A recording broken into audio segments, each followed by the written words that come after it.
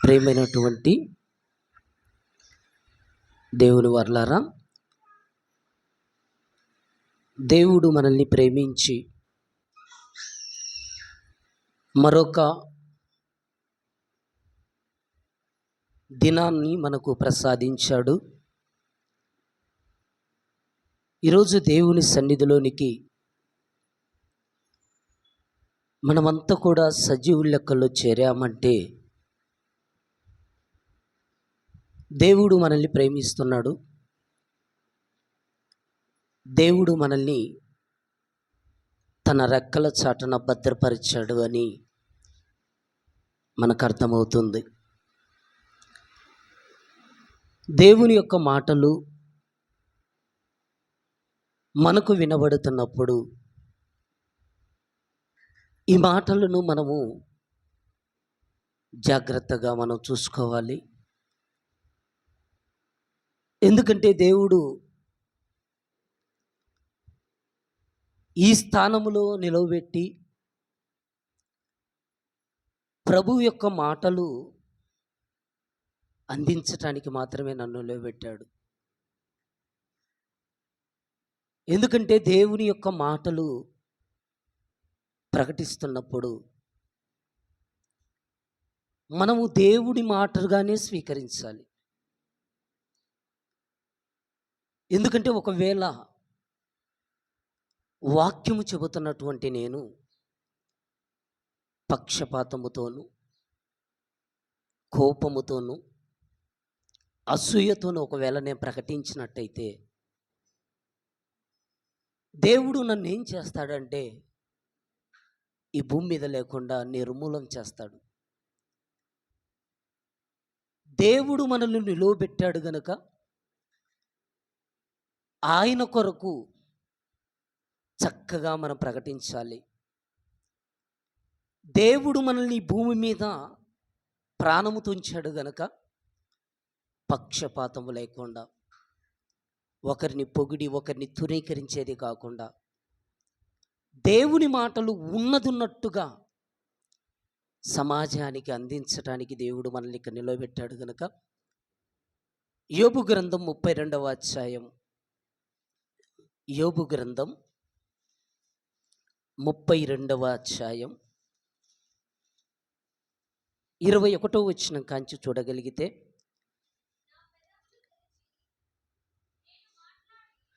మీరు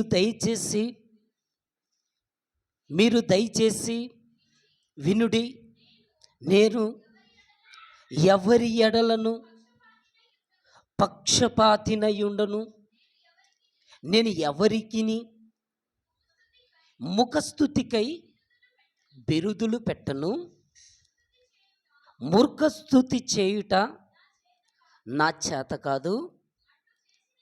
అట్లు చేసిన ఎడల నన్ను సృజించినవాడు నన్ను శీఘ్రముగా నిర్మూలము చేయును అంటున్నాడు. చూడండి, దేవుడు తన సన్నిధిలో నుండి భూమి మీదకి వస్తున్నటువంటి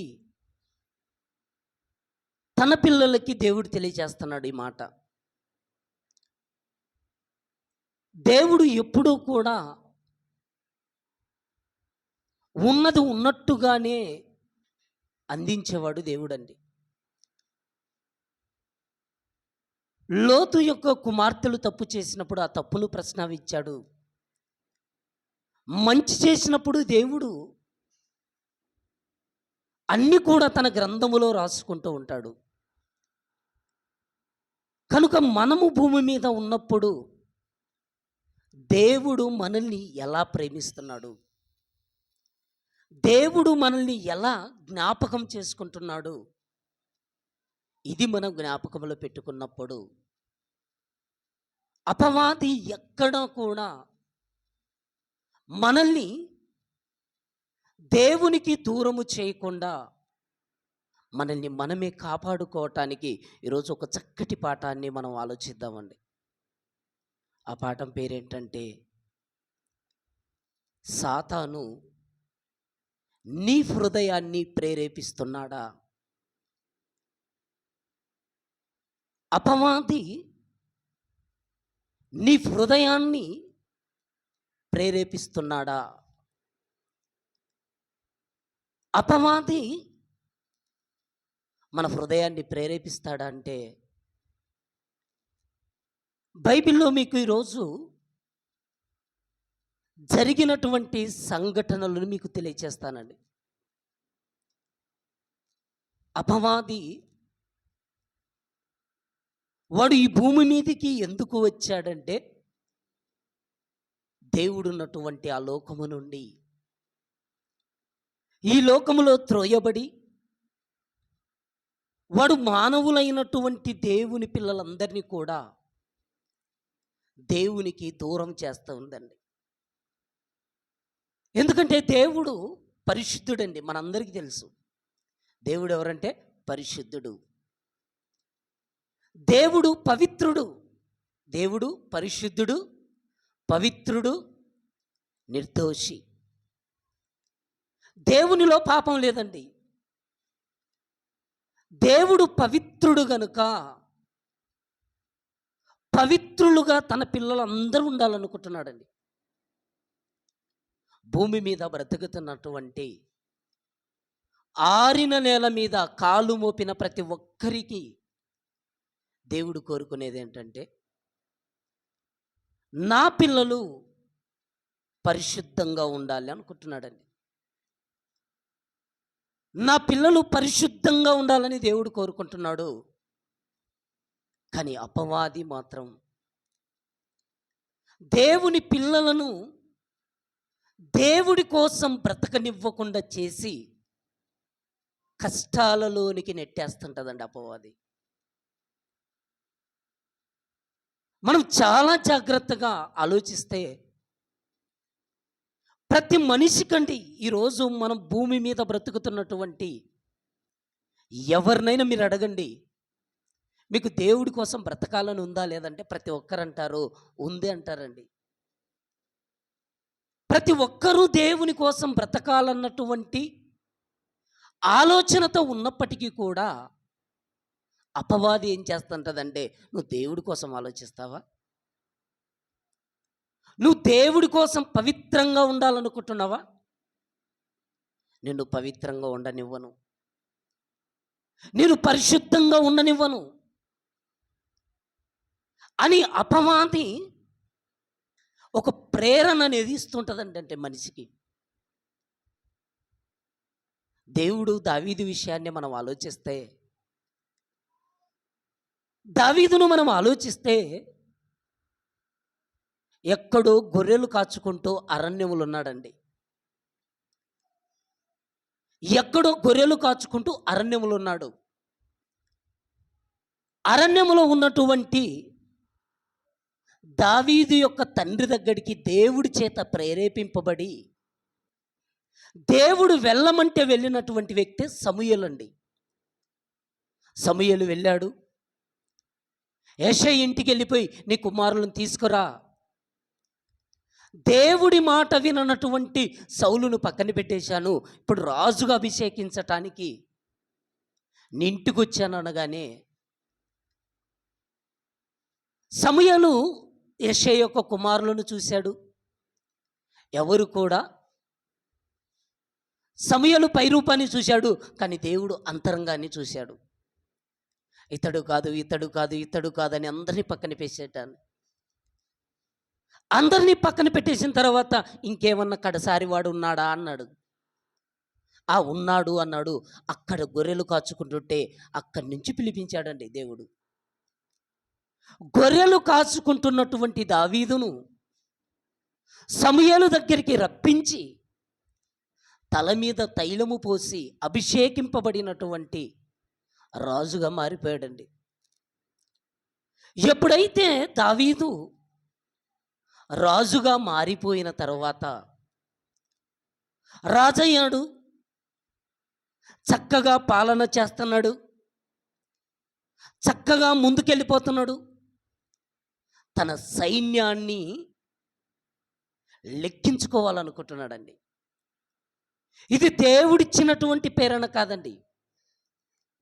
దావీదు యోవాబును పిలిచి మనకు సైన్యం ఎంత ఉంది, మనకు ఎంతమంది ఉన్నారు అని పిలుచుకుంటాడండి.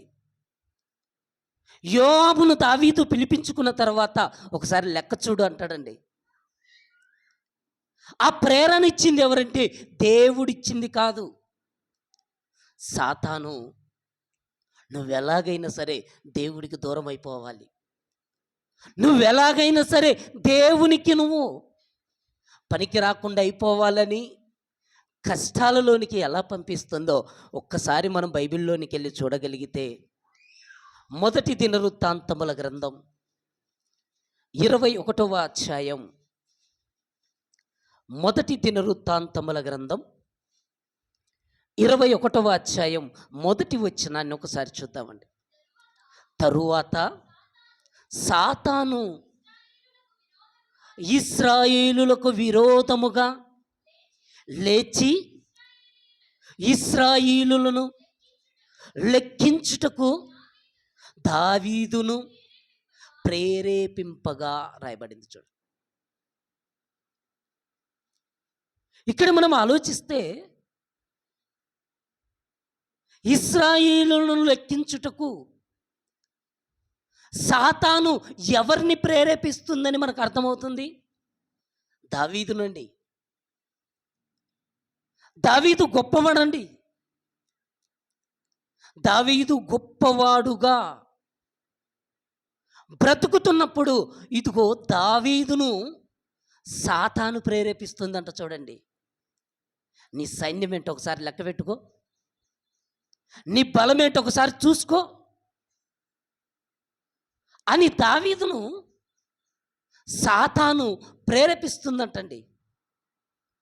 అలా ప్రేరేపించినప్పుడు దావీదు వెంటనే యోవాబును పిలిచి, యోవాబు, మన సైన్యం ఏంటో చూడవా అని లెక్కించినప్పుడు చాలామంది కనబడ్డారండి. ఆ లెక్కంతా చూసుకున్నప్పుడు దేవుడికి కోపం వచ్చేసిందండి. దేవుడు వెంటనే దేవుని యొక్క పక్షాన ఉన్నటువంటి గాదును పిలిచాడు. దావీదుకి ఈ వర్తమానం పంపించు, ఇదిగో నేనుండగా ప్రేరేపింపబడినటువంటి దావీదు నాకు వ్యతిరేకంగా ఇలా చేశాడు గనక ఇదిగో ఈ విషయంలో నేను దావీదు విషయంలో నేను శిక్షింపక మానను గనక ఇదిగో దావీదు ఎదుట నేను 3 ఆప్షన్లు పెడుతున్నాను అంటున్నాడండి. దావీదు ఎదుట 3 ఆప్షన్లు పెడతానని కానీ ఎప్పుడైతే దేవుడు గాదుతో మాట్లాడుతున్నప్పుడు గాదు దావీదు దగ్గరికి వచ్చి చెబుతున్నాడండి. ఎప్పుడైతే చెబుతున్నప్పుడు భయపడ్డాడండి. ఎలా భయపడ్డాడో ఒకసారి మనము రాజుల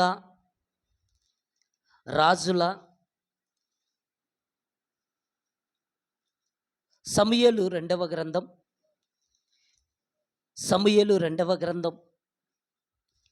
24వ అధ్యాయం 10వ వచనం కంచి ఒకసారి చూద్దామండి. జనసంఖ్య చూచినందుకై దావీదు మనస్సు కొట్టుకొనగా అతడు నేను చేసిన పని వలన గొప్ప పాపము కట్టుకొంటిని అంటున్నాడు. చూడండి, సాతాను ప్రేరేపించింది. జనసంఖ్యను లెక్కించుకున్నాడు. ఆ లెక్కించుకున్నదంత పైన మనకు కనబడుతుంటుందండి. ఎప్పుడైతే గాదు వచ్చాడు దావీదుకు చెబుతున్నాడండి. చెప్పుతున్నప్పుడు దావీదు అంటున్నాడు, ఇదిగో నేను గొప్ప పాపమును కట్టుకొంటిని, నేను పాపము చేశాను అని నేను ఎంతో అవివేకినై దాన్ని చేసి తిని అంటున్నాడు. చూడండి, నేను ఎంతో అవివేకినైపోయాను, దేవుడు జ్ఞానం కలిగి నన్ను ఉండమంటే నేను జ్ఞానం లేకుండా ముందుకెళ్ళిపోయానని దావీదు ఇక్కడ బాధపడుతున్నట్టుగా మనకు కనబడుతుంది. చూడండి, నేను ఎంతో అవివేకపు పని చేసి తిని, ఈ పనిని బట్టి ఇప్పుడు దావీదుకి ఏమొస్తుందంటే మనం చూడగలిగితే 11వ వచనం 13వ వచనం కంచి చూద్దామండి. కావున 12వ వచనం కంచి చూడండమ్మా. 11వ వచనం. ఉదయమున దావీదు లేచినప్పుడు దావీదునకు దీర్ఘదర్శకు గాదునకు యెహోవా వాక్కు ప్రత్యక్షమై ఈలాగు సెలవిచ్చెను, నీవు పోయి దావీదుతో ఇట్లనుము, యెహోవా సెలవిచ్చున్నదేమనగా, 3 విషయములను నీ ఎదుట పెట్టుచున్నాను, వాటిలో ఒకదానిని నీవు కోరుకొని ఎడల నేనది నీ మీదికి రప్పించేదను అంటున్నాడు. చూడండి, దావీదు చేసినటువంటి సాతాను యొక్క ప్రేరణ వలన జనసంఖ్యను లెక్కించుకొనటాన్ని బట్టి దావీదుకి ఇప్పుడు దేవుడు 3 ఆప్షన్లు ముందు పెడుతున్నాడండి.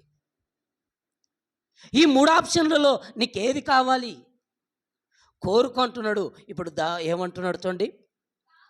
కావున గాదు దావీదు నొద్దకు వచ్చి ఇట్లని సంగతి తెలియచెప్పెను, నీవు నీ దేశమందు 7 సంవత్సరములు క్షామము కలుగుటకు ఒప్పుకుందువా అంటున్నాడు. చూడండి, మొదటిది నీ దేశమందు 7 సంవత్సరములు కరువు వస్తుంది, నువ్వు ఒప్పుకుంటావా అంటున్నాడండి.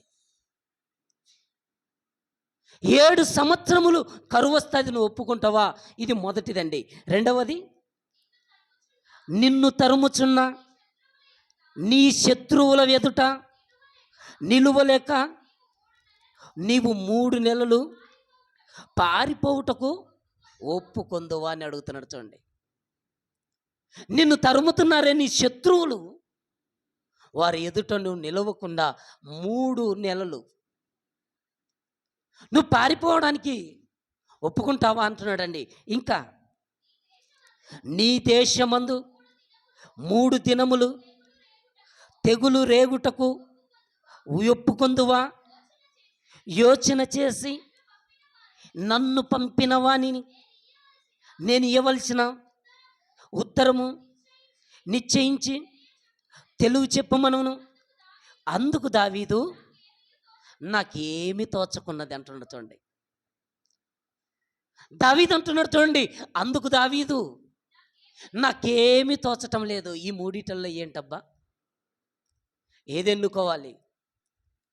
7 సంవత్సరములు కరువా, 3 నెలలు శత్రువులకు దూరంగా ఉండటమా, పారిపోవటమా, మరి తెగుల 3 దినాలు, నాకేం తోచకుండా ఉందే అని ఎంత బాధపడుతున్నాడో చూడండి. నాకేమీ తోచకున్నది, గొప్ప చిక్కుల్లో ఉన్నాను. యెహోవా బహువాత్సల్యత గలవాడు కనుక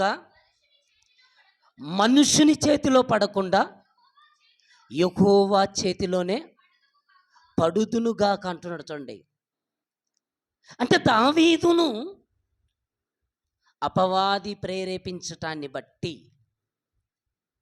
నేను చిక్కుల్లో పడ్డాను, నేను ఇప్పుడు మనుషుని చేతిలో పడుట కంటే యెహోవా చేతిలో పడుట మంచిది అనుకుంటున్నాడండి. అంటే అపవాది మనిషిని ప్రేరేపిస్తుంది, హృదయాన్ని ప్రేరేపిస్తుంది. ఈరోజు మనం ఆలోచిస్తే దేవునికి దూరం చేసేస్తుందండి అపవాది.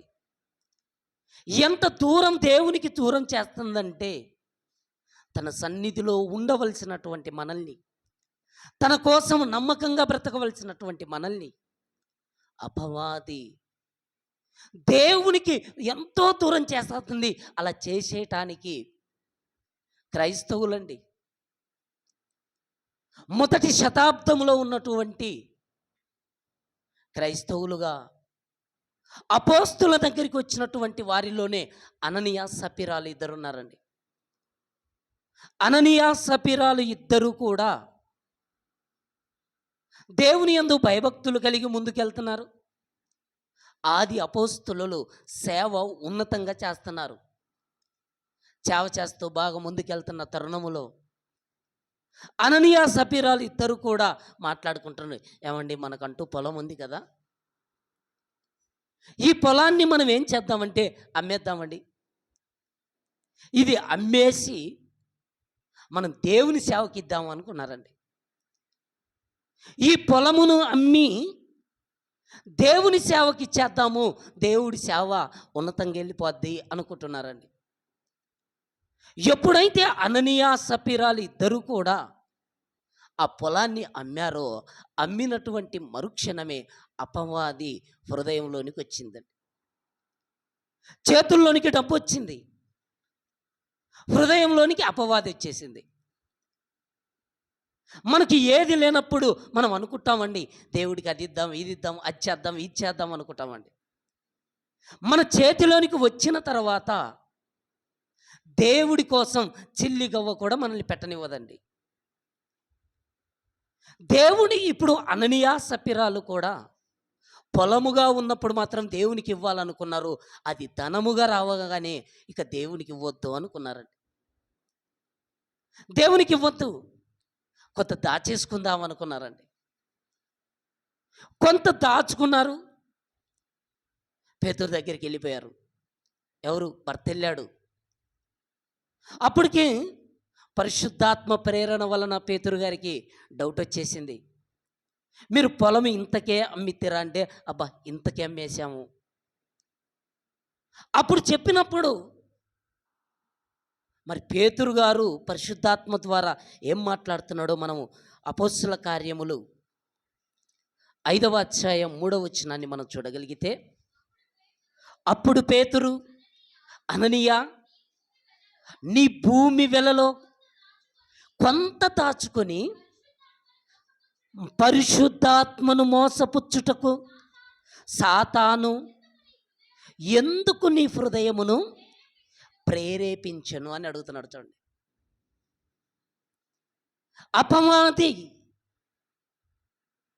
ఎందుకు నీ సాతాను అంటున్నాడు. చూడండి, సాతాను ఎందుకు నీ హృదయమును ప్రేరేపించను అంటున్నాడు. చూడండి, డబ్బుగా ఉన్నప్పుడు దేవుడికి ఇవ్వచ్చు కదండి. ప్రారంభం అనుకున్నదేంటి? ఇది ధనం, పొలం అమ్మిన తర్వాత దేవుడికి అనుకున్నారు. పొలము అమ్మారు. అమ్మినటువంటి పొలము ధనం రూపంలో చేతిలోనికి రాగానే దేవుడికి ఇవ్వాలన్నటువంటి మనసు రాలేదండి. దాచుకున్నారు. పేతురు దగ్గరికి వచ్చారు. అప్పుడు పేతురు అంటున్నాడు, పరిశుద్ధాత్మను మోసపుచ్చుటకు సాతాను ఎందుకు నీ హృదయమును ప్రేరేపించను అంటున్నాడు. దయ్యం మనల్ని ప్రేరేపిస్తుంది. దేవునికి మనం డబ్బు ఇవ్వకుండా, దేవునికి మన దేహాన్ని ఇవ్వకుండా అపవాది మనల్ని ఎంతగానో ప్రేరేపిస్తుంటుందండి. అపవాది మనల్ని ప్రేరేపించినప్పుడు మనం ఏమైపోతుంటామంటే, ఇదిగో దేవుని సన్నిధిలో మనం గర్వాంధులం అయిపోతుంటామండి.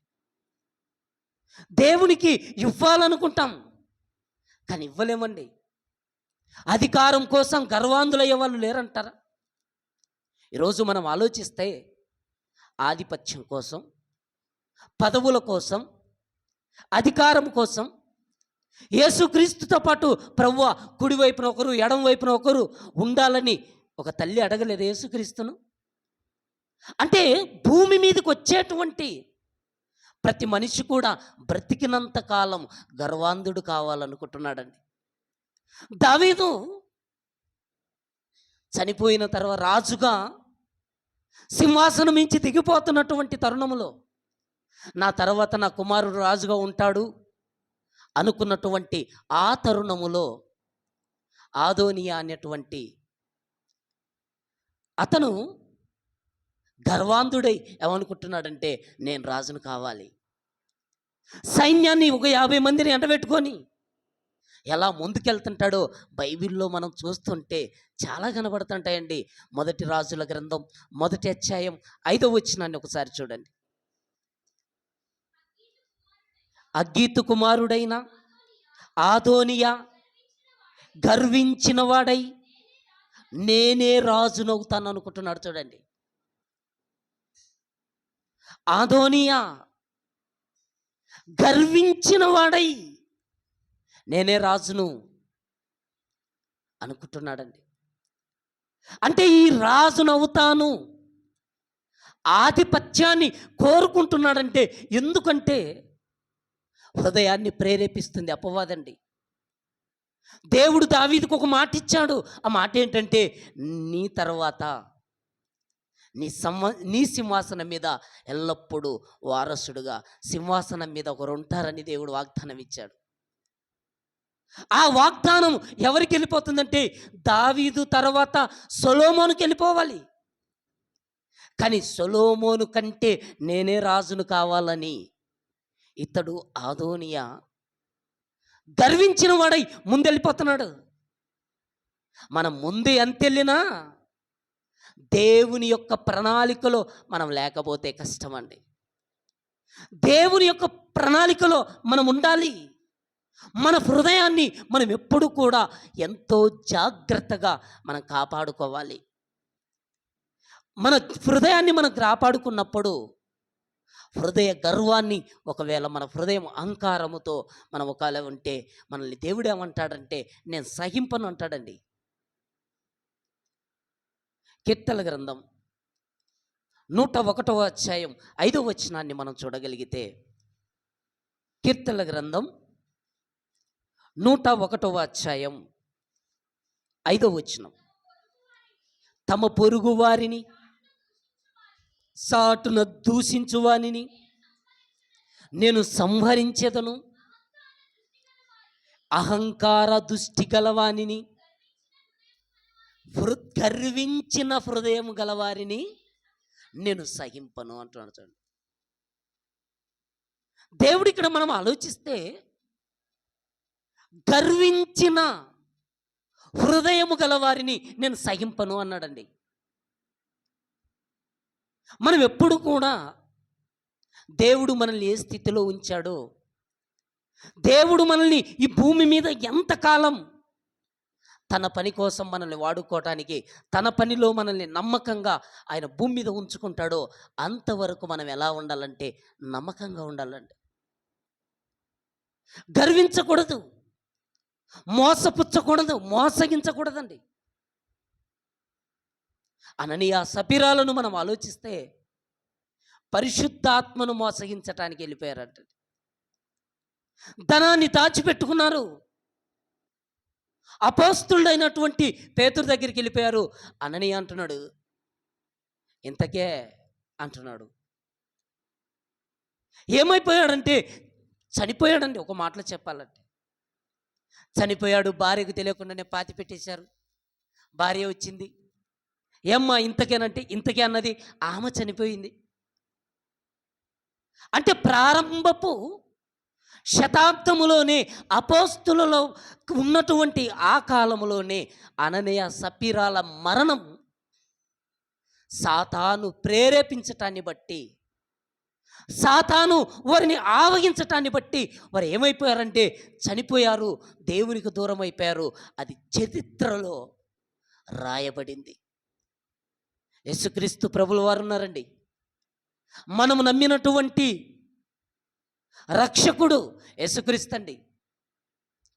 ఈ యేసుక్రీస్తు ప్రభుల వారు లేఖనముల ప్రకారం ఈ లోకానికి వచ్చాడు.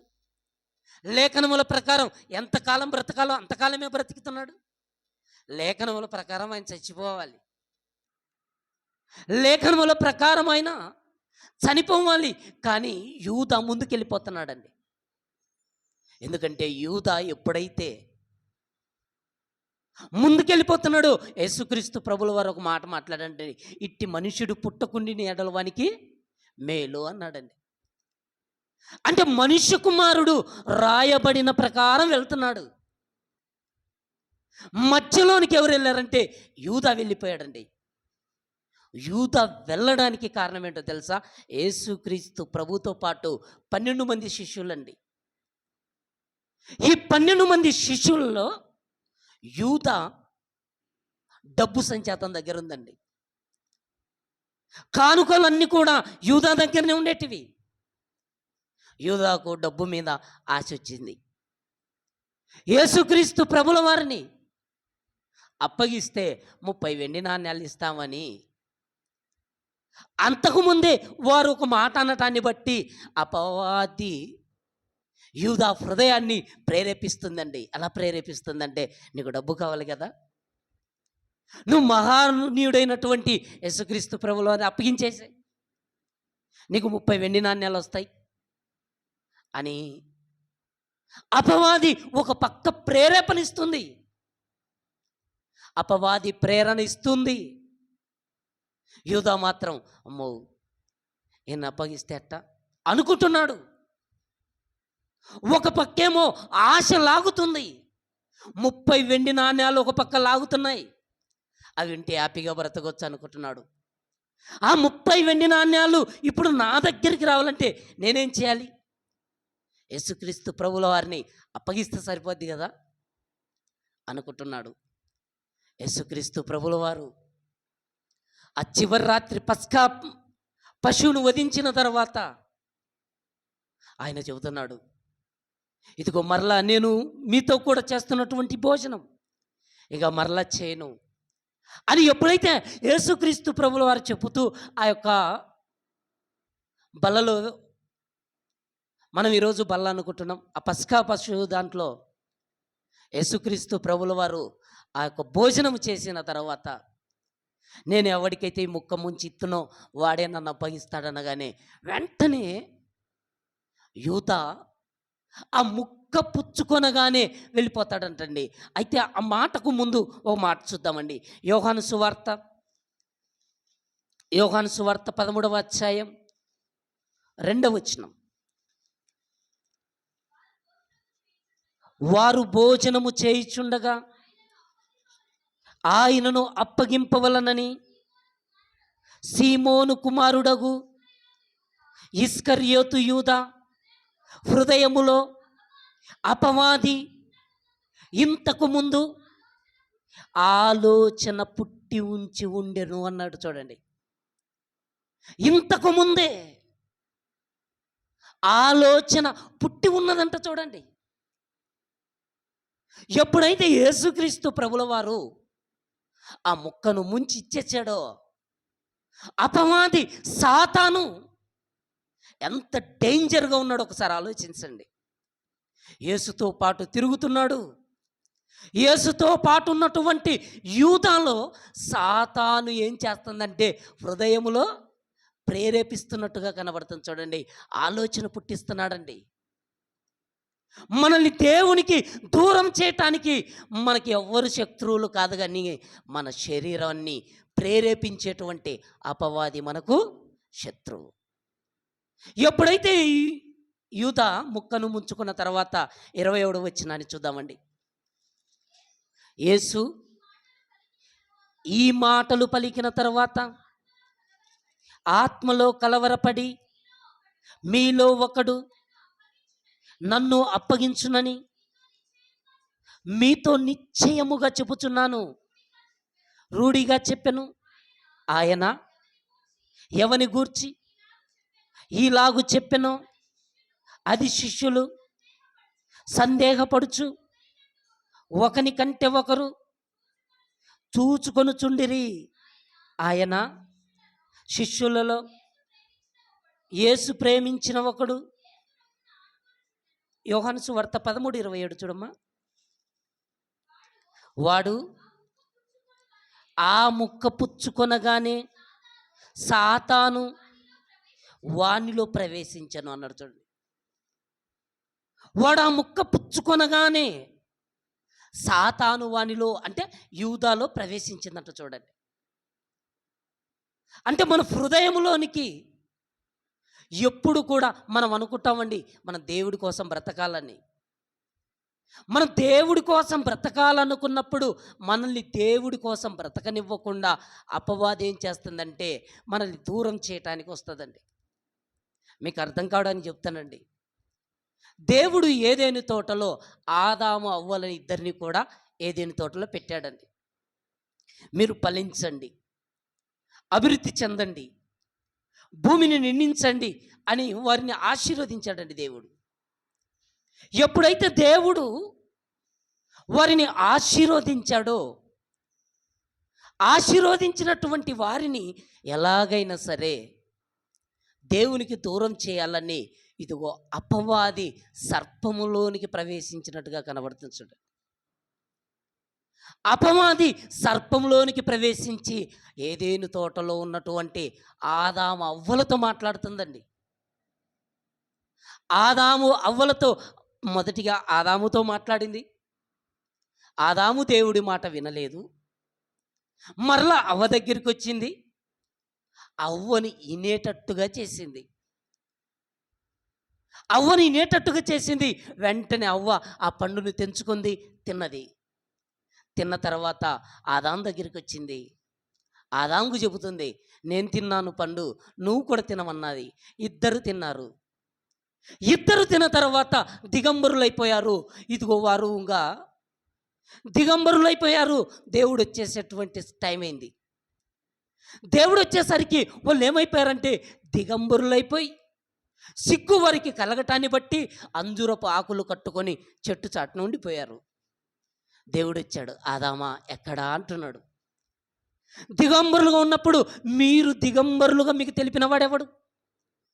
నేను తినవద్దన్నటువంటి పండును మీతో తినిపించిన వాడెవడు? ఇవన్నీ చెప్పినప్పుడు ఆదాము అవ్వ మీద నెట్టేసుకుంది, అవ్వ సర్పం మీద నెట్టేసింది. అంటే భూమి మీద ఉన్నటువంటి మనిషిని దేవుడికి దూరం చేయటానికి అపవాది వేస్తున్నటువంటి పన్నాగాలను మనం ఆలోచిస్తే, ఇదిగో అపవాది సర్పములోనికి వచ్చి సర్పము ద్వారా ఆ పండును చూపించి అందంగా రమ్యంగా కనబడటాన్ని బట్టి అది తెంపి తినేటట్టు చేసింది. ఆ తర్వాత ఏమైపోయారంటే ఏదేను తోటలో నుంచి ఆదాము అవ్వలు ఇద్దరు కూడా గెంటివేయబడ్డారండి.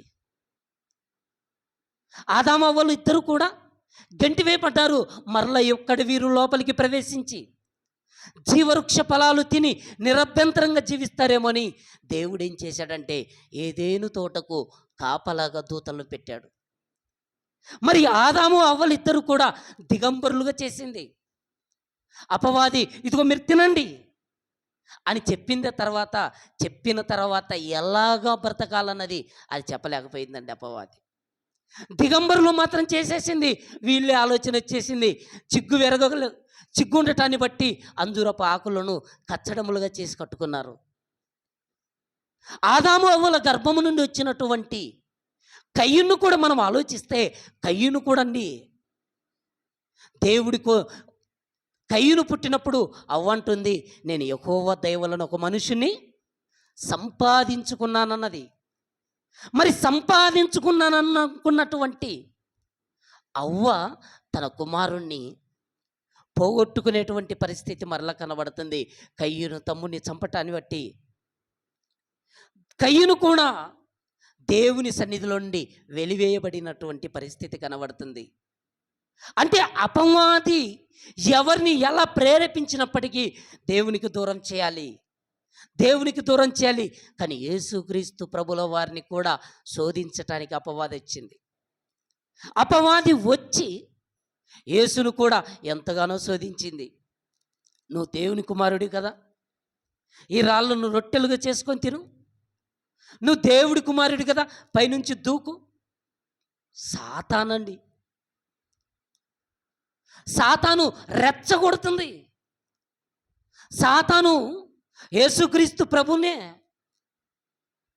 నువ్వు దేవుడి కుమారుడు కదా, రాళ్ళను రొట్టెలు చేసుకొని తిను, నీ పాదం రాయికి తగలకుండా దూతలు పట్టుకుంటారన్నారు కదా, పైనుంచి దూకు. రెచ్చగొడుతుందండి అపవాది. ఈ లోక రాజ్యములన్నీ కూడా నీకు ఇస్తాను. మనం ఆలోచిస్తే అండి, యేసుక్రీస్తు ప్రభుల వారికి అపవాది అంటుంది రాజ్యము మహిమంతా నీకు ఇస్తానంటుంది. మోషే తల్లి వచ్చింది, ఇదిగో సింహాసనం కావాలంటే నీకు ఇచ్చేస్తాను. మోషేకు మాత్రం ఫరో కుమార్తె అంటుంది, ఈ సింహాసనం ఇస్తాను, ఒక దేశములో సింహాసనాన్ని నీకు ఇస్తానని మోషేకు అంటుంది. యేసుక్రీస్తును అపవాది రాజ్యముల మహిమనికి ఇస్తానంటుంది. కానీ ఎక్కడో కూడా యేసుక్రీస్తు ప్రభుల వారు అపవాదికి తలదించలేదండి. యేసుక్రీస్తు ప్రభుల వారు సాతాను యొక్క తలను చితకతొక్కాడండి. ఇప్పుడు సాతాను యొక్క తలను మనం చితకతొక్కే వారంగా మనం ఉండాలి. కానీ మనం ఏమైపోతున్నాం అంటే మన హృదయం ఏమైపోతుందంటే, ఇదిగో మన హృదయము అపవాదికి నిలయాలుగా మారిపోతుందండి. దావీదు అంటున్నాడు, ఒక చక్కటి మాట అంటున్నాడు. కీర్తనల గ్రంథం 131వ అధ్యాయం, కీర్తనల గ్రంథం 131వ అధ్యాయం మొదటి వచనాన్ని చూడండి. యెహోవా నా హృదయము అహంకారము గలది కాదు అంటున్నాడు. చూడండి, యెహోవా నా హృదయము అహంకారము గలది కాదు అంటున్నాడు. చూడండి, నా హృదయము అపవాది ఎప్పుడైతే మనలోనికి ప్రవేశించినప్పుడు మన హృదయం ఏమైపోతుందంటే కఠినమైపోతుందండి. కానీ ఎప్పుడైతే దావీదు చేసినటువంటి ఆ తప్పు విషయంలో గాదు వచ్చి ఎప్పుడైతే చెప్పాడో, వెంటనే దావీదు అనుకుంటున్నాడు, నేను అవివేకపు పని చేసి తిని, నాకేమీ తోచకున్నది, నేను చిక్కుల్లో పడి ఉన్నాను. ఇదిగో మనసు మార్చుకున్నటువంటి స్థితిలో ఎవరు కనబడుతున్నారంటే ఇక్కడ దావీదు కనబడుతున్నాడు. అందుకే కీర్తనలో కూడా ఇక్కడ ఏమని రాయిస్తున్నాడంటే, నా హృదయము అహంకారము గలది కాదు అంటున్నాడు. చూడండి, ఇంకా మనం చూడగలిగితే యోబు గ్రంథం 31వ అధ్యాయం 21వ వచనాన్ని చూడండి. యోబు గ్రంథం 31వ అధ్యాయం 21వ వచనం. నా మృత శల్యము దాని గూడు నుండి పడునుగాక. 31 అమ్మా, యోబు గ్రంథం 31:21 చదువు. నా భుజశల్యము దాని గూటి నుండి పడునుగాక, నా బాహువు ఎముకలోనికి విరుగునుగాక. నేను అలాగు చేయలేదు, నా బాల్యము మొదలుకొని దిక్కులేనివాడు. అది కాదమ్మా, అక్కడ ఒక మాట ఉందండి, వచ్చే వారమైనా మీకు తెలియచేస్తానన్నమాట. అక్కడ ఏమని ఉంటుందంటే, రెఫరెన్స్ నాకు గుర్తులేదు. నా హృదయ ప్రేరేపణ చేత నేను ఒకవేళ ప్రేరేపింపబడితే నేను దేవుని దృష్టికి వేషధారిని అంటాడండి. 27వ వచనం చూడమ్మా మాట. నా హృదయము రహస్యముగా ప్రేరేపింపబడి వారి తట్టు చూచి నా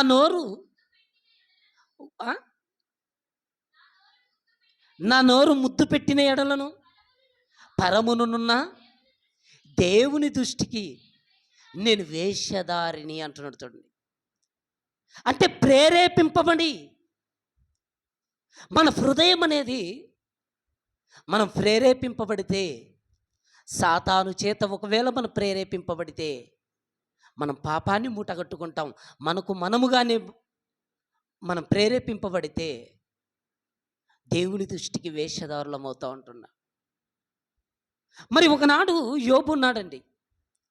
యోబు కాలములో దేవుడు యోబుకు ఎన్నో కష్టాలు, ఎన్నో బాధలు, ఎన్నో ఇబ్బందులు, వీటన్నిటిని మనం ఆలోచిస్తే యోబుకున్నటువంటి 10 మంది పిల్లలు, 3 కుమారులు 7 మంది, 3 కుమార్తెలు 7 కుమారులు చనిపోయారు. 10 మంది పిల్లలు చనిపోయారు. ఆస్తి పోయింది, ఆరోగ్యం పోయింది. అలాంటి స్థితిలో కూడా యోబు నమ్మకంగా దేవుని పట్ల ఉన్నాడు అని మనము చాలా వరకు చదువుకున్నాం. అయితే ఒకానొక సమయం వచ్చాక యోబు గ్రంథంలో ఒక మాట రాయబడిందండి. ఏమంటే, నన్ను కృంగజేసిన వాడు దేవుడే అని రాయబడిందండి. ఆ మాట చూద్దామండి.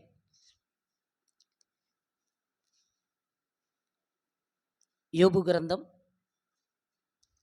23వ అధ్యాయం, యోబు గ్రంథం 23వ అధ్యాయం 16వ వచనాన్ని ఒకసారి చూద్దామండి. దేవుడు నా హృదయమును కృంగజేసెను అంటున్నాడు చూడండి. దేవుడు నా హృదయమును కృంగజేసెను, సర్వశక్తుడే నన్ను కలవరపరిచాడంట చూడండి. నిజంగా దేవుడు దావీదు యొక్క హృదయమును, ఇక్కడ యోబు యొక్క హృదయాన్ని కృంగజేశాడంటే అపవాది కోరుకుందండి. దావీదు కదండి, క్షమించండి, యోబు దేవుడి పట్ల యథార్థంగా ఉన్నాడు. భూమి మీద చెడుతనమును విసర్జించి భయభక్తులు కలిగి ముందుకు వెళ్తున్నాడండి.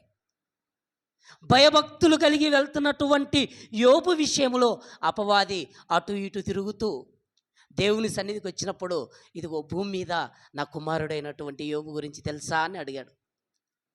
ఎంతో నమ్మకమైన వాడు, అతని వంటివాడు లేడు అని చెప్పగానే, ఇదిగో నువ్వు యోబు చుట్టూ నీ కంచె వేశావు గనక అతడు భద్రంగా ఉన్నాడు, నువ్వు కంచె తీ ఒకసారి. ఆ కంచెనే నువ్వు తీసేస్తే నీ కుమారుడు చల్లా చెదరైపోయి నీకు దూరం అయిపోతాడు అనగానే, సాతాను ప్రేరేపిస్తుంది ఎవరిని? దేవుణ్ణి.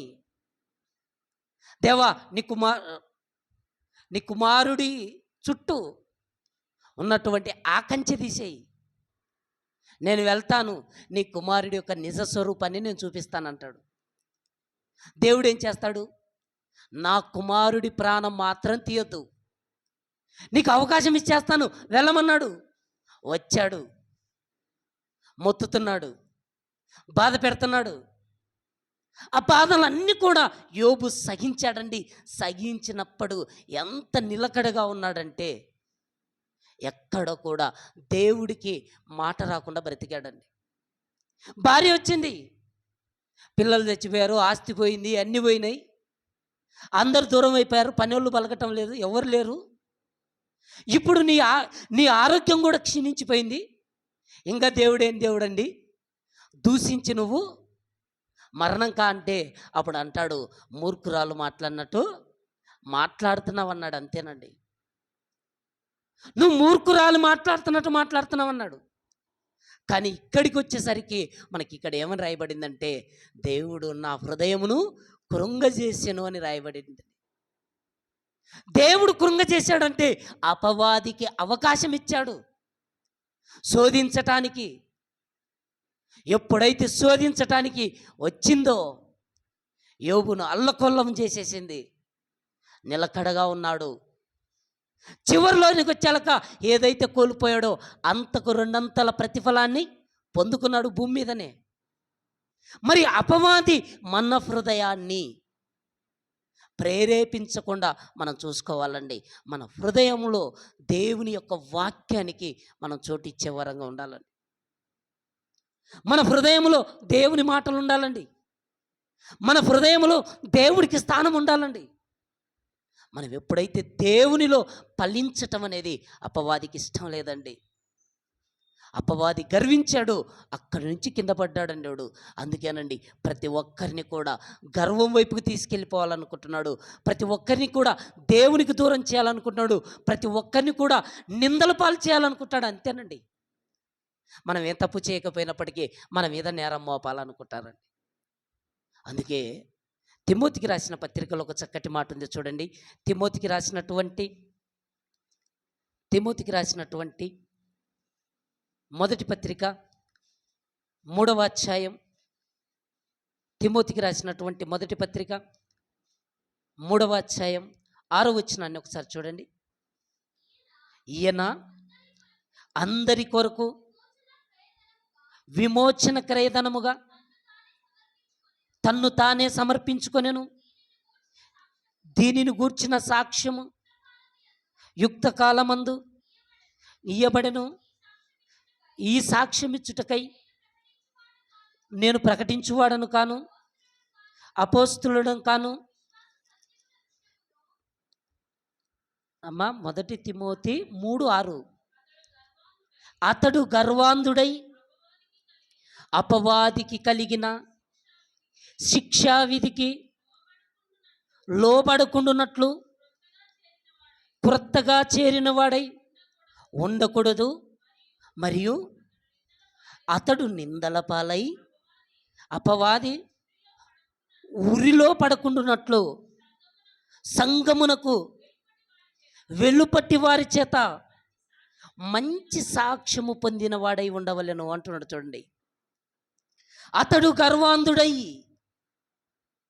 ఈరోజు మనం ఆలోచిస్తే గర్వాంధుడు ఎవరు కనపడుతున్నాడు? మనం అక్కడ చూసాం ఒక మాటలో, ఆదోనియా. గర్వించిన వాడై. గర్వాంధుడు అంటే గర్వము ప్లస్ అంధత్వము. గర్వాంధుడు మనకు వచ్చిందంటే మనం ఎప్పుడైతే గర్వించామో మనకు అంధత్వం వచ్చేస్తుందండి.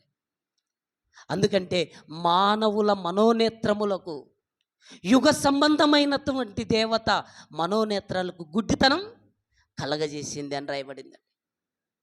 ఎప్పుడైతే మనం గర్వించినప్పుడు, ఎప్పుడైతే మనము అహంకారంతో మనం ఉన్నప్పుడు వెంటనే మనలోనికి ఏమొస్తుందంటే అంధత్వం వచ్చేస్తుందండి. అంధత్వము మనలోనికి వచ్చినప్పుడు మనం వాక్యాన్ని చూడలేకపోతామండి. మనం వాక్యం గ్రహించలేము, వాక్యం వినలేమండి. అయితే ఇక్కడ అంటున్నాడు, అతడు గర్వించిన వాడై సాతాను ఊరిలో పడకూడదు. ఎప్పుడైతే సాతాను ఊరిలో పడ్డాడంటే వెంటనే నిందలు వచ్చేస్తాయని చెబుతున్నాడండి. నిందలు పడతామండి మనం, మనకు అవమానం అనేది వచ్చేస్తుంది. ఈ అవమానాన్ని మనము తప్పించుకోవాలంటే మనం దేవుని యొక్క వాక్యం పక్షాన మనం ఉండాలి. దేవుని పక్కన మనం ఉన్నప్పుడు మనకేముండదండి, సాతాను తన ఇష్టాన్ని మన పక్షాన్ని నెరవేర్చుకోలేడు. మనం వాక్యం పక్కన పెట్టేసామనుకోండి, మనం వాక్యం పక్కన పెట్టేసి మనం ఒకవేళ ఉంటే సాతాను ఇష్టాన్ని మనం నెరవేరుస్తామండి. ఆ మాట కూడా చూద్దామండి. తిమోతికి రాసినటువంటి 2వ పత్రిక 2వ అధ్యాయం 25వ వచనం. తిమోతికి రాసినటువంటి సత్య విషయమైన అనుభవ జ్ఞానము వారికి కలుగుటకై దేవుడు ఒకవేళ ఎదుడారు వాడికి మారు మనసు దయచేయము. అందువలన సాతాను తన ఇష్టము చొప్పున చెరపట్టిన వీరు వాని ఉరిలో నుండి తప్పించుకొని మేలుకొనెదరేమో అని ప్రభు యొక్క దాసుడు అట్టివారికి సాత్వికముతో శిక్షించుచు జగడమాడక అందరి ఎడల సాధువుగాను బోధింప సమర్థుడుగాను కీడును సహించువాడుగాను ఉండాలంట. చూడండి మనం, ఎందుకంటే సాతాను మనల్ని చెరపట్టుతుందండి. సాతాను మనల్ని చెరపట్టేస్తుంది. ఎప్పుడైతే సాతాను మనలోనికి ప్రవేశించినప్పుడు మనం ఎన్నో దేవుడికి దూరమైనటువంటి పనులండి, ఎన్నో లోకములో నిందలు మన వెనుక వచ్చేస్తాయండి. ఎందుకంటే సాతాను మనల్ని పట్టిందనుకోండి, మనల్ని లోకం వైపుకి తీసుకెళ్ళిపోతుంటుంది. దేవుని యొక్క వాక్యానికి మనం దూరం చేసేస్తుంటుంది. అలా దూరం అయిపోయినటువంటి మన బ్రతుకులో దేవుడు అంటాడు, మీరు సాతానుకు చోటు ఇవ్వకండి, మీరు అపవాదికి చోటు ఇవ్వకండి. ఎందుకంటే అపవాది నీ హృదయాన్ని ప్రేరేపిస్తున్నాడా? మన హృదయాన్ని కూడా అపవాది ప్రేరేపిస్తుంటాడండి. ఎందుకంటే మనకున్నటువంటి కళ్ళు, నీ కన్ను చెడినదైతే నీ దేహం అంతా కూడా చెడిపోద్ది అంటాడు. నీ కన్ను మంచిగా ఉన్నదనుకో నీ దేహం అంతా మంచిగా ఉంటుంది అంటాడు. అంటే మనం ఉన్నటువంటి ఈ కళ్ళు చూస్తే ఇప్పుడు మంచిగా ఉన్నాయా చెడుగా ఉన్నాయంటే మన మనసాక్షికే తెలుసండి, మన మనసాక్షి. ఎందుకంటే అపవాది దేవుడిచ్చినటువంటి కళ్ళతో లోకంలో ఆకర్షించే వాటి వైపుకు మనల్ని తీసుకెళ్ళిపోతుంటాయి. అందుకే ఈ కళ్ళతో మనము చూసినప్పుడు ఆకర్షణ మనకు కలుగుతుంటుందండి. శరీరాశ వచ్చేస్తుంటుంది, నేత్రాశ వచ్చేస్తుంది. ఈ నేత్రాలతో చూసినప్పుడు మనకు ఆశ కలుగుతుంది. అందుకేనండి దేవుడు అంటున్నాడు, నువ్వు సాతాను యొక్క ఇష్టము చొప్పున నువ్వు జరిగించకుండా ఉండాలంటే నువ్వు వాక్యం దగ్గర ఉండాలి. నువ్వు ఎప్పుడైతే వాక్యం దగ్గర ఉన్నప్పుడు నువ్వు అపవాదికి చోటు ఇవ్వవు. నువ్వు వాక్యానికి దూరం అయిపోతే నువ్వు అపవాదికి చోటు ఇచ్చినట్టు అంటాడు. మన కన్ను తేటగా ఉంటే మన దేహం అంతా కూడా బాగుంటుందంటండి. ఈరోజు మన ప్రవర్తన, అందుకే దేవుడు అంటున్నాడు, నువ్వు దేవుని మందిరమునకు వెళ్ళినప్పుడు నీ ప్రవర్తన జాగ్రత్త. మనం జాగ్రత్త చూసుకోవాల్సినటువంటి మనల్ని అపవాది ఏం చేస్తుందంటే మన హృదయాన్ని ప్రేరేపిస్తుంది. హృదయం అన్నిటికంటే మోసకరమైంది. వచ్చే వారంలో దీని గురించి చాలా క్లారిటీగా చెప్తానండి. హృదయం అన్నిటికంటే మోసకరమైంది. కానీ ఈ హృదయమును మనల్ని అపవాది ప్రేరేపిస్తుంది. మన హృదయాన్ని ప్రేరేపించి, ఇదిగో నువ్వు దేవుడి కోసం మంచి పని చేయకు, నువ్వు నిష్ప్రయోజనమైనటువంటి వాడిగా ఉండు, నువ్వు నిష్ప్రయోజనమైన దానిగా ఉండు, నువ్వు దేవుని పని కోసం నువ్వు పనికి రాకూడదు, నువ్వు దేవుని సన్నిధిలో ఉపయోగపడకూడదని అపవాది మనల్ని ఏం చేస్తుందంటే ప్రేరణ చేస్తుంది. అందుకే దేవుడు అంటాడు, ఇదిగో అపవాదికి చోటు ఇవ్వద్దు, సాతానుకు చోటు ఇవ్వకుడి, ఎందుకంటే మీరు సర్వాంగ కవచమును ధరించుకోండి. ఎందుకంటే అపవాదిని ఎదిరించాలి, సాతానుని ఎదిరించాలి. అందుకే మనల్ని దేవుని సన్నిధిలోనికి నడిపించాడు. ఎఫెసీయులకు రాసిన పత్రిక 4వ అధ్యాయం 27వ వచనాన్ని మనం చూడగలిగితే, ఎఫెసీయులకు రాసిన పత్రిక 4వ అధ్యాయం, అపవాదికి చోటియ్యకుడి. ఎంత చక్కటి మాట చూడండి. సింపుల్గా ఒకే వచనము ఒకే మాటలో అలా రాసి పెట్టాడు చూడండి దేవుడు. అపవాదికి అంటే సాతానికి, సాతానికి చోటు ఇయ్యకుడి. ఈరోజు భూమి మీద చూడండి ఎందరో ఉన్నారండి. అపవాదికి చోటిస్తున్నారా, దేవునికి చోటిస్తున్నారా? దేవుడికే చోటిస్తే దేవుడు ఎందుకంటాడండి, ఇదిగో నేను తలుపు నొద్ద నిలుచుండి తట్టుచున్నాను, నీ హృదయం అనే తలుపు దగ్గర నుండి నేను తడుతున్నాను, నువ్వు తలుపు తీస్తే నేను లోపలికి వస్తాను. దేవుడికే చోటిస్తే ఎందుకు ఈ మాట అంటారు చెప్పండి? అంటే ఎవరు కూడా దేవుడికి చోటు ఇవ్వలేని స్థితి. అందుకే దేవుడు ఇక్కడ అంటున్నాడు, అపవాదికి చోటు ఇయ్యకుడి. మనం ఎవరికి ఇవ్వాలి చోటు? దేవుడికి ఇవ్వాలండి. మన హృదయంలో వాక్యానికి చోటు ఉండాలి. మన హృదయంలో దేవుని పనికి మనం ముందుండాలి.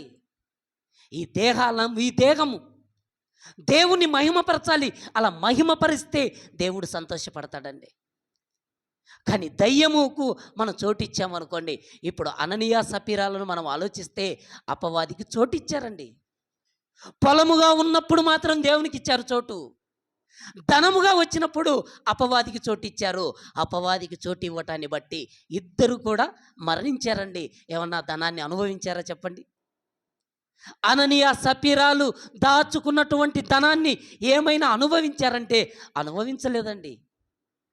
ఆ సొమ్మంతా కూడా అలా అయిపోయింది.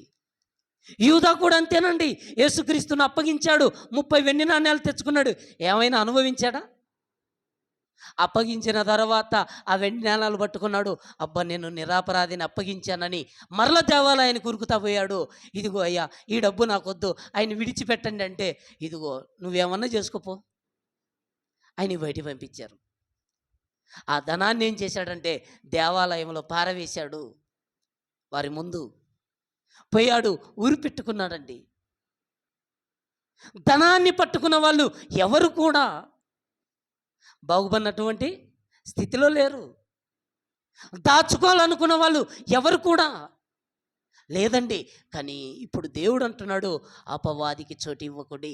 ఎందుకంటే అపవాది తన ఇష్టము చొప్పున ఆది నుండి వాడు నరహంతకుడై ఉండి సత్యమందు నిలిచిన వాడు కాదు గనక వాడు తన ఇష్టము చొప్పున నిన్ను తీసుకెళ్ళాలనుకున్నాడు, తన ఇష్టము చొప్పున నిన్ను ఈడ్చుకెళ్ళాలనుకుంటున్నాడు, తన ఇష్టము చొప్పున నిన్ను దారి తప్పించాలనుకుంటున్నాడు.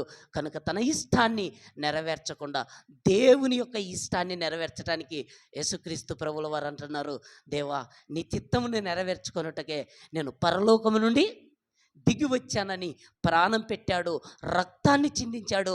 ఆ రక్తం చేత మనకు రక్షణ ఇచ్చాడు. ఆ రక్షణ పొందుకున్నటువంటి మనము ఇప్పుడు సర్వాంగ కవచంగా మనం ధరించుకున్నామండి. మరి వాన్ని ఎదిరించటానికి దేవుడిచ్చినటువంటి ఈ కవచాన్ని చూసుకొని ముగించుకుందామండి. ఎఫెసీయులకు రాసిన పత్రిక 6వ అధ్యాయం 11వ వచనం. ఎఫెసీయులకు రాసిన పత్రిక 6వ అధ్యాయం 11వ వచనం. మీరు అపవాది తంత్రములను ఎదిరించుటకు శక్తిమంతులగునట్లు దేవుడిచ్చు సర్వాంగ కవచమును ధరించుకొనుడి అంటున్నాడు. చూడండి, ఎవరిని ఎదిరించాలి ఇప్పుడు చెప్పండి? మనం మనుషులను కాదండి, మనం ఎదిరించవలసింది దురాత్మల సమూహముగా ఉన్నటువంటి అపవాదినండి. మన హృదయాన్ని ప్రేరేపించేటువంటి అపవాదిని మనం ఎదిరించటానికి ఏం చేయాలంటున్నాడంటే సర్వాంగ కవచమును ధరించుకోమంటున్నాడండి. సర్వాంగ కవచమును మనం ధరించుకోవాలి. మనం స్థిరంగా ఉండాలంటే దేవుడిచ్చినటువంటి ఆ రక్షణను, దేవుడిచ్చినటువంటి ఈ పరిశుద్ధతను మనం ఎప్పుడైతే కాపాడుకుంటామో అప్పుడే మనం దేవుని పిల్లలుగా మనం ఉంటామండి. దేవుని సన్నిధిలో మనం ఉంటాం. అపవాదిని ఎదిరించినటువంటి వారంగా ఉంటాం. సాతానును మన కాళ్ళ కింద పెట్టుకుంటామండి మనం. ఎందుకంటే దేవుడిచ్చినటువంటి సర్వాంగ కవచాన్ని ఎవరైతే ధరించుకుంటామో అప్పుడు మనం దాన్ని ఎదిరించగలుగుతామండి. కానీ సాతాను ఒకవేళ మనల్ని ప్రేరేపిస్తే, దావీదు ఎలాగైతే ప్రేరేపించబడగానే నువ్వు లెక్క పెట్టుకొని అపవాది అనగానే దాని ప్రేరేపణకి వెళ్ళిపోయి నా సైన్యం ఇంతమంది ఉన్నారనుకున్నాడు. వెంటనే బాధల్లోనికి వెళ్ళిపోయాడు. ఇదిగో నేను అవివేకపు పని చేశాను అన్నాడు. దేవుడు చెబుతున్నాడు, 7 సంవత్సరాలు కరువు కావాలా, 3 నెలలు శత్రువుల చేతికి వెళ్తావా, 3 దినాలు తెగులు కావాలనగానే నాకేం తోచకుంది. నాకు ఈ అవివేకపు పని చేశాను నేను. ఇదిగో జీవము గల దేవుని చేతిలో పడటం మంచిది, నేను మనుషుల చేతిలో పడకూడదు అనుకున్నాడు. తన్ను తాను తగ్గించుకున్నాడు. అందుకే కీర్తనల గ్రంథం 131:1 అంటున్నాడు, దేవా నా హృదయము ఇదిగో అహంకారం గలది కాదు. తగ్గించుకున్నాడండి. తన తప్పును తెలుసుకున్నాడు. దేవుని సన్నిధిలో పశ్చాత్తాపడుతున్నాడు. తన హృదయాన్ని భద్రపరుచుకుంటున్నాడండి. ఈరోజు మనం ఒక మాట చెబుతానండి. కీర్తనల గ్రంథం 27వ అధ్యాయం 14 వచనం అనుకుంటా. ఈ కీర్తనల గ్రంథం 27వ అధ్యాయం 14 వచనం చివరికి మాట చూడండి. యెహోవా కొరకు కనిపెట్టుకొని ఉండుము, ధైర్యము తెచ్చుకొని నీ హృదయమును నిబ్బరంగా ఉంచుకోను అంటున్నాడు. చూడండి, మనం నిబ్బరంగా ఉండాలంటే ఏది ఉండాలి చెప్పండి? మన హృదయమును నిబ్బరంగా ఉంచుకోవాలంటే మనకేముండాలి తెలుసా? దేవుడిచ్చు సర్వాంగ కవచము ఉండాలి, ధరించుకోవాలి. మనం దేవుడిచ్చినటువంటి సర్వాంగ కవచమును మనం ధరించుకొని నిబ్బరముగా ఆయన సన్నిధిలో ఉంటే ఆయన సన్నిధిలో సంపూర్ణ సంతోషం కలదు. అపవాదికి చోటిచ్చి మనం వెళ్ళామనుకోండి, శరీరంలో సుఖమున్నా అది మనల్ని ఏం చేస్తుందంటే నిందల పాలు చేస్తుంది, అవమానపరుస్తుంది. మనం ఆ అవమానాన్ని భరించలేక యూదావలే ఊరిపెట్టుకునేటువంటి పరిస్థితుల్లోనికి మనల్ని తీసుకెళ్ళిపోతుంది. కానీ ఎప్పుడైతే మనం దేవుని సన్నిధిలో ఉంటే, దేవుని కోసం మనం మన హృదయాన్ని ఇస్తే మనం నిబ్బరంగా ఉంటాము. దేవుని సన్నిధిలో మనం జీవిస్తాం. తల్లు వంచినట్టయితే ఆరాధనలో ప్రవేశిద్దాం.